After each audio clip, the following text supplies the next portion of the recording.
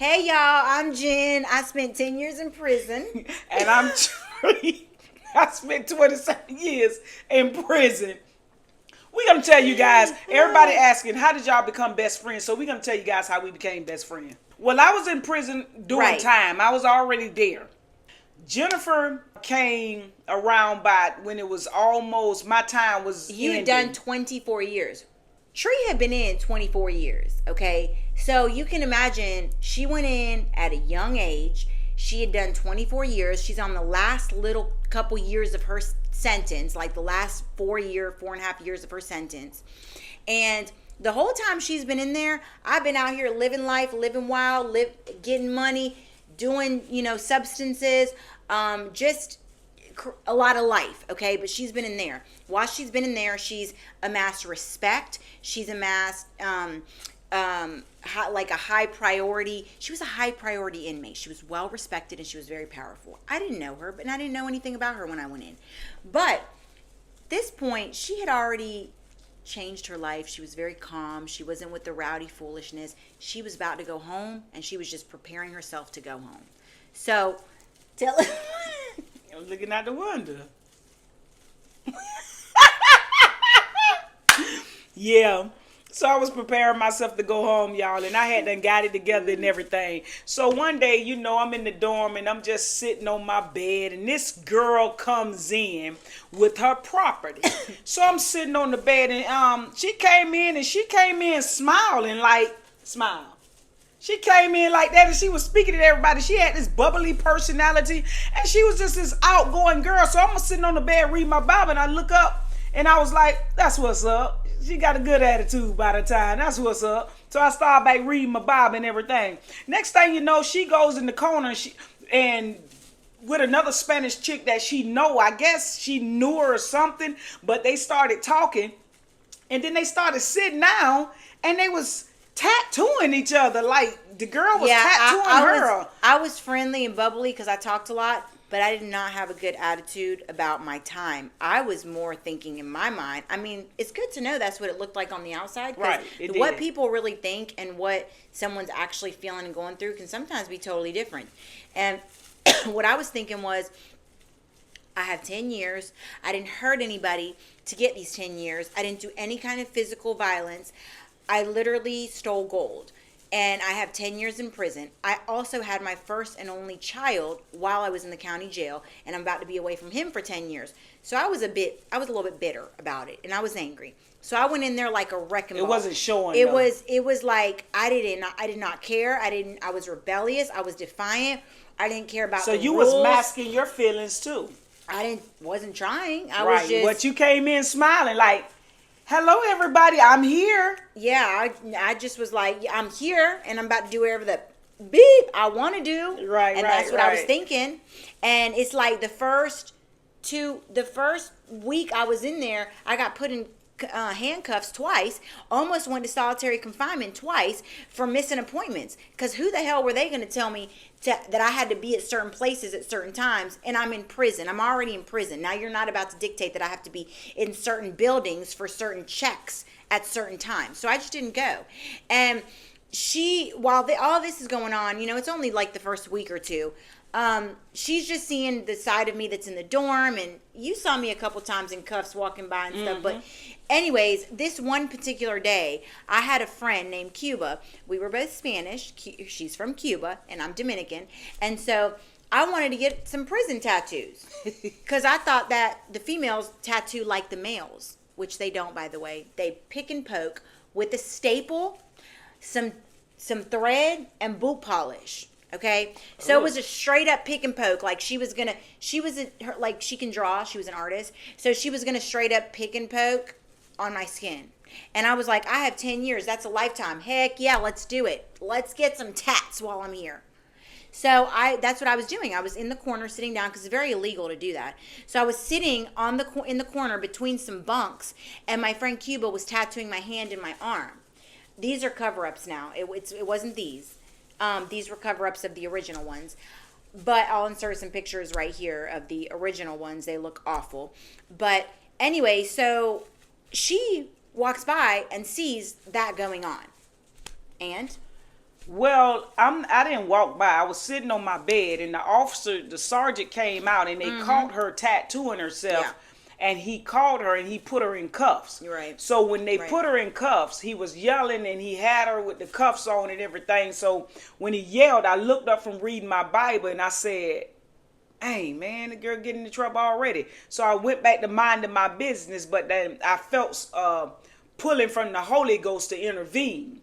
Now I was like, okay, this can't be God telling me to intervene with this, because God is not going to tell me to intervene with authority. You cannot intervene with authority. You cannot do that, or you'll go to jail. You'll get slammed. Right. You'll get force used on you, man. You putting yourself in danger interfering with this police duty, man. Right. So I'm looking and I keep feeling this burning in my spirit, like to get up and go intervene, go do something about it. So when I got up, I say, hey, what's going on?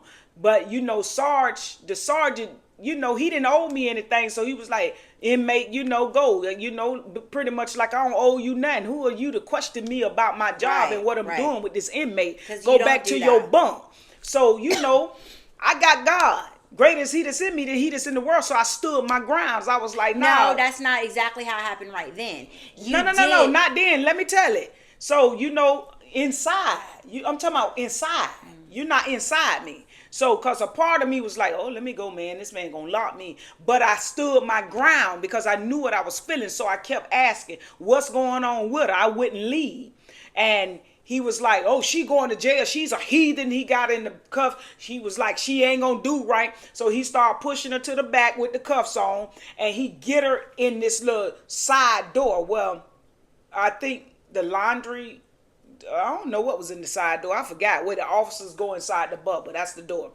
And when he got her in there, he went to try to shut the door, and I wouldn't let him. I put my foot in the door and did like this and stopped them from shutting the door. And Which I said, I thought was crazy. I was like, who is yeah, I say, man, what's going on, Sarge? I say, door. what did she do? And that's when I was being too invasive and was not going to leave. That's when he said, she tattooing herself and da-da-da-da. So that's when I pushed my way in, barged my way in, came to the back. I grabbed her arm like this. And I say, you can't be doing that type of stuff in here. You know you can't be doing that. You can catch son doing this stuff. You don't need to do this. You got time to do. So I act like I was a drill sergeant getting on her because I really wanted to get her out of it. So I was trying to be manipulative, doing what I got to do. So he was like, oh, okay, well, I need to let her get on her then. Right. So that's when I say, Sarge, please. He was like, I'm a locker because she ain't got no business. I say, lock. Doing what she's doing, I say, Sarge, please don't lock her. Yeah. Please don't lock her. Just let me talk to her. Nah, she ain't gonna change. I say, Sarge, give me 6 months with her. If she don't change in 6 months, I'll step back and you can do whatever. Yep. So at that point, he took the cuffs off her, and he you told him a lot more than that. You said, I'm gonna show her how to do her time productively. Right. I'll get her into programs. Give me 6 months with her. She just got here. She's new. She doesn't know really the severity of everything. Give me 6 months with her. Let me just try to teach her, instill some good in her while she's here. And then if that doesn't work and she's still doing all these heathen things, you take her to confinement, do whatever. I wash my hands of it. And I'm sitting there this whole time thinking, this girl has stuck her foot in the door on this man, made sure the door didn't close, demanded to know what's going on, pretty much bullied him into giving me a chance, which, I mean, he's a really nice sergeant, to be fair. He can't be bullied, right. But she was very, very, very invasive about how she went about asking him. It was, she was harsh. She was adamant about it. So, all these things, and I'm like, dang, man, like, what does she see in me that I don't see in myself right now? And, but, I mean, it was worth it because it worked. He gave me a chance. He gave me a chance based on her sticking her neck out there. She just had that much power and respect in the prison, which was crazy to me. I'm thinking all these crazy things at this moment. And he gave me a chance. And not only did she proceed to help me figure out how to do my time wisely and productively and safely, but she got me into programs. She taught me how to make myself valuable to the prison. But before we go there, let me stop to say that when he let her out of cuffs, I started to get to know Jen. I started going to her bed area and I started talking to her. Yeah. And I remember I asked her two questions that means a lot to me. And if you don't remember what those questions was, I say, do you have family? Yeah. And you say, I do. And you say, my mom is very well involved in my life. Yeah. I say, do you have kids? And you proceeded to go in your locker and show me pictures of your kid. She had one son that she had while she was in the county. Yeah, my son was like 6 months old. Right. I had him while I was incarcerated. And when she showed me this little baby, in my mind, I say, we got some fighting to do. We got to make a mother here. This is what I'm telling myself. Because at this point I'm seeing that, she's not focused on any of this. She's focused on just doing her time the way she want to do her time. But in my heart, I'm like, we gotta build a mom here. Yeah. We got to build somebody who's going to be able to go out and make a future for this kid. So I'm like, Lord, give me the strength to help build and draw out of her mother qualities, her everything she need to be the best and the greatest mother in person for this little guy that we got going on right here on the picture.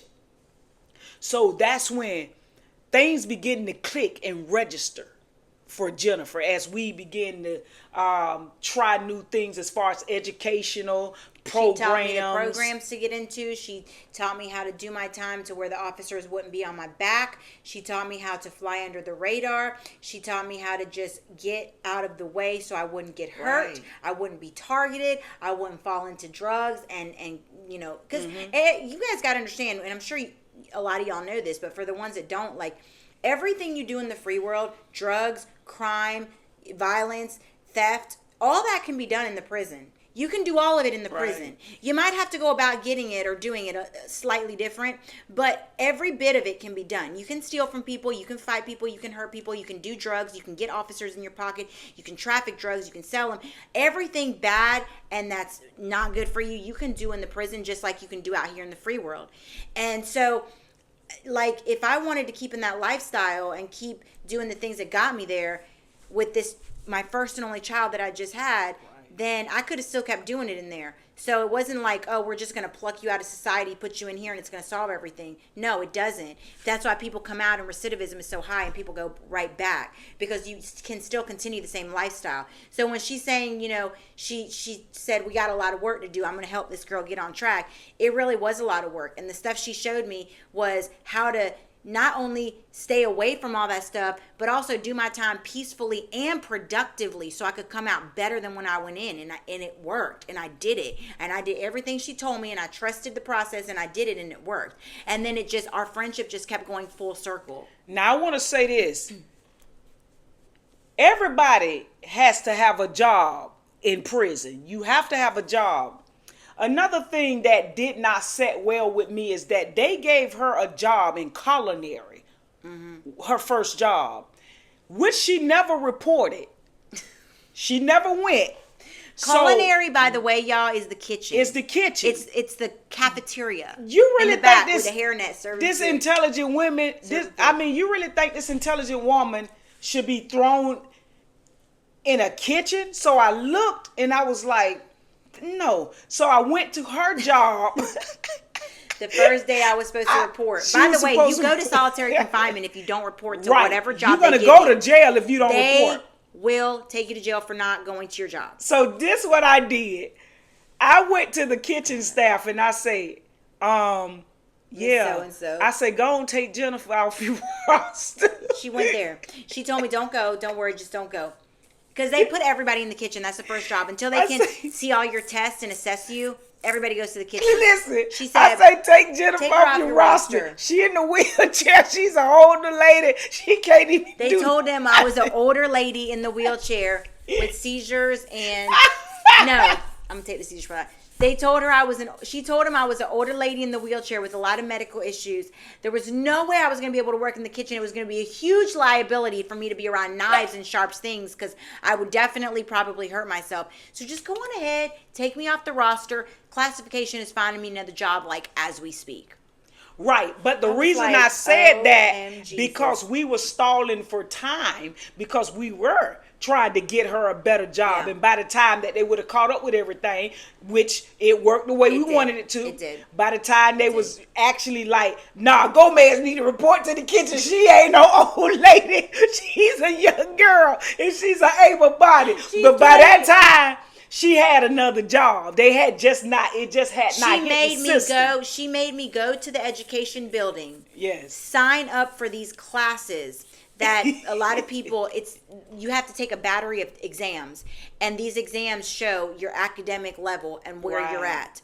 And so, if you can pass these battery of exams and tape tests, well, the tape test just gets you into the class. The exams you take during those weeks that you're in the class.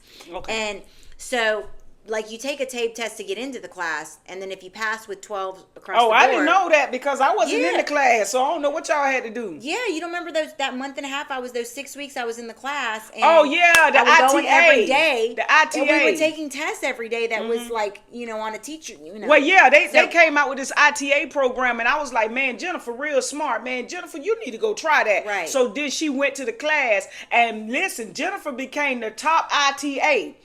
Jennifer, man, listen, this girl's so smart. ITA is a teacher, inmate teacher. Inmate teacher, which can give her the license to even teach out here if she wanted to. But she became a, an asset to the prison because of her job. Jennifer, she was my boss. I came up under her as a teacher's aide. I was in the computer class and I graduated that, and then I came up under her. She became my boss. She was over me, and I was a aide. So we take all these tests, and then if you pass it, you're allowed to teach 12 students. Open the door for her too. Okay. Just a little bit.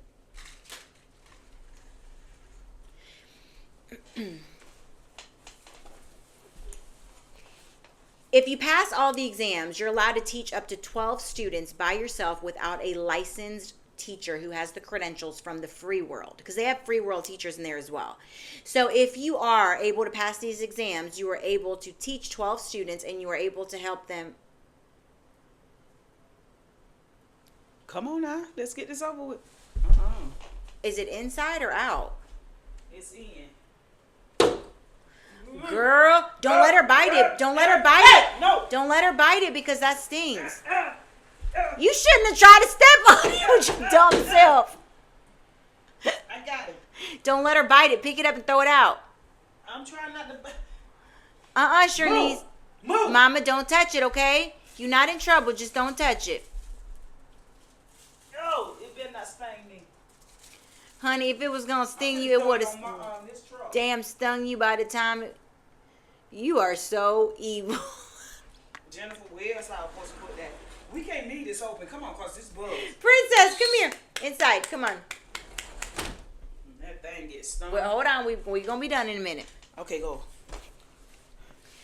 So I was teaching up to 12 students at a time, helping them get their GED. Well, then at one point, she was graduating a computer class, and so at one point, she ended up graduating this computer class and becoming my teacher's aide. She was teaching grades 1st through 6th, like 5th or 6th, something like that. Middle school, 1st through middle school. I was teaching basic math. The lower level she was basic teaching math. Advanced math. Like, so what happened was she was teaching like there would division. be inmates come in. Like 40 and 50 years old, so burnt out on drugs, they'd be like, man, I can't learn tree, I can't get it. So they'll come to me and Jen. Right. I was real good at we basic worked math. in education, and we worked together. We had a class by ourselves. So I would teach basic math. I would take them from integers to algebra.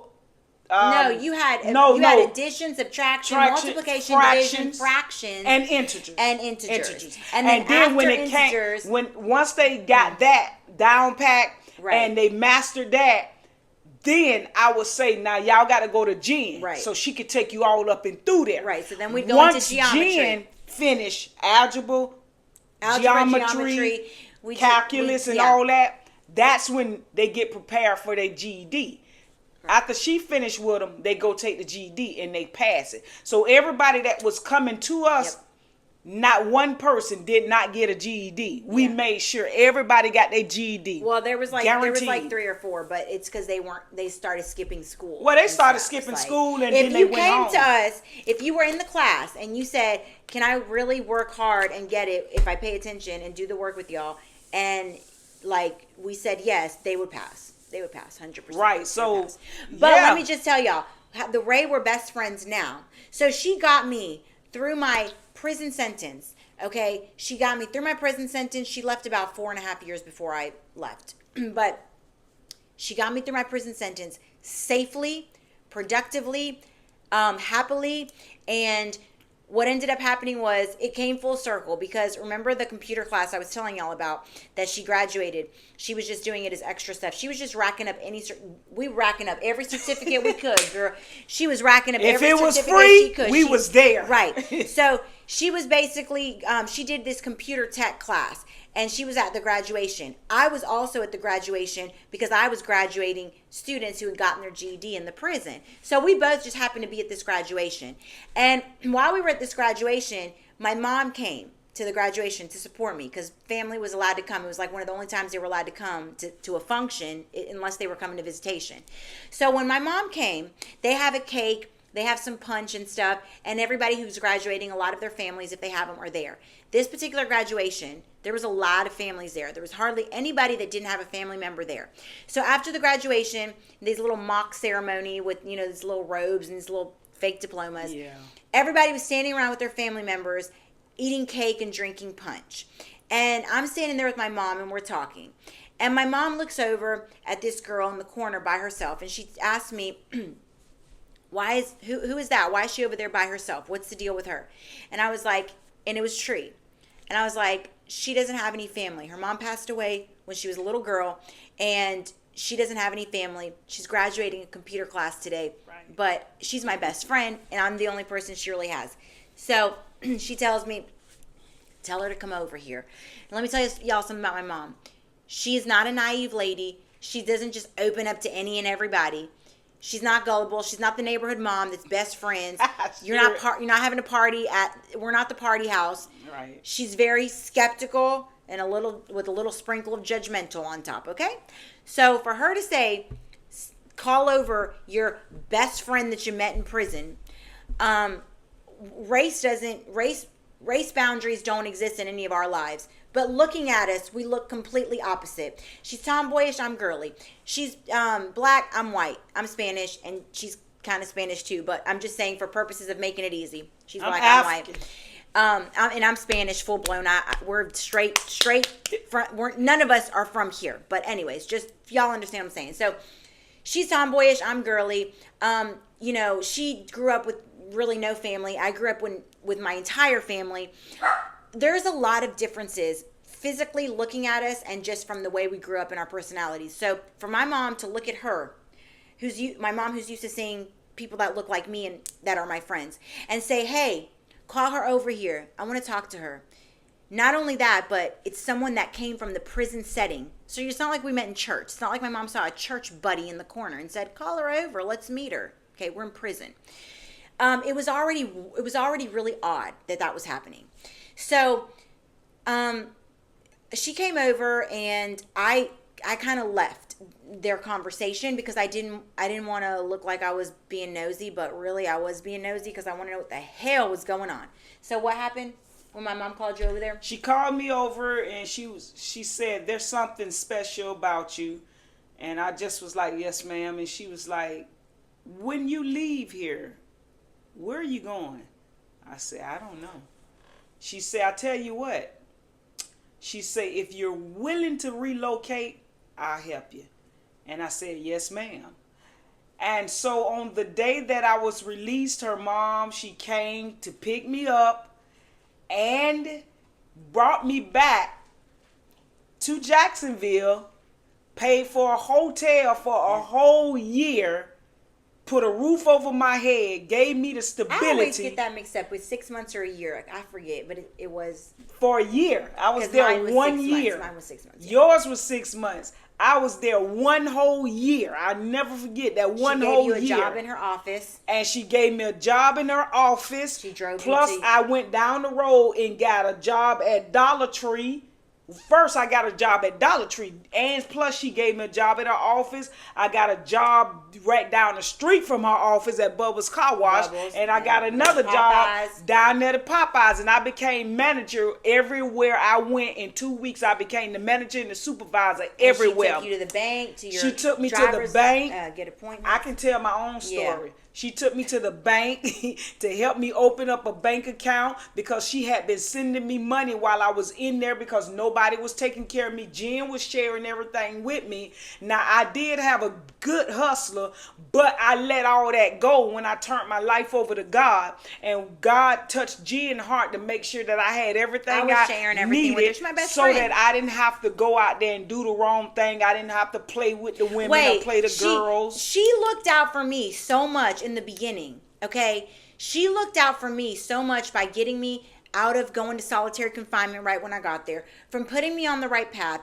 from letting me, letting the officers and all the people meet me through her so they left me alone. All those things.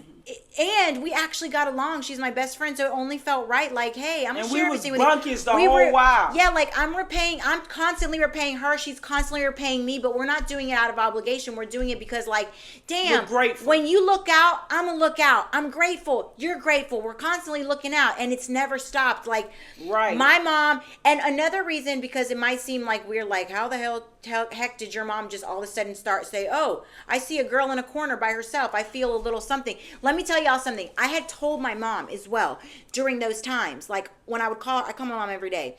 Oh, my friend Tree is, the one that got me into this program. Oh, my friend Tree. My mom saw such an improvement, such a great positive change in me since I kept talking about this girl named Tree. My mom saw a change in me that a rehab couldn't do, that an arrest couldn't do, that several arrests couldn't do, that family and family's love couldn't do. My mom saw a change in me by breaking addiction, by breaking criminal mentality, by breaking bad choices. She saw a change in me that nobody and nothing could ever penetrate me and get through and break the chains enough like this Tree person had done. So when my mom, just out of curiosity, took interest and saw this girl in the corner, and I said, oh, she doesn't have family, that's my best friend Tree. And she saw her. When she called her over, she already had some context to what she had done in my life. So my mom was then paying it forward.